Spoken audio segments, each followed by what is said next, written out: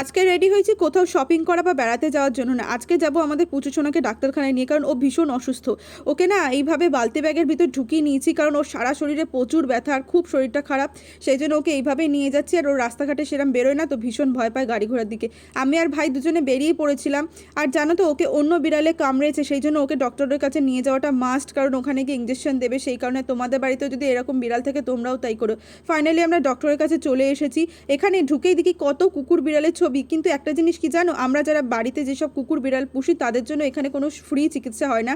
হাঁস মুরগি গরু ছাগল এদের জন্য হয়। তারপরে ওকে ইঞ্জেকশন দিয়ে বাড়িতে নিয়ে এসেছি। আর অবশ্যটা দেখছো, মুখ চোখ পুরো ফুলে গেছে, একদম খায় না, নড়তেও পারছে না, এত খারাপ লাগছে।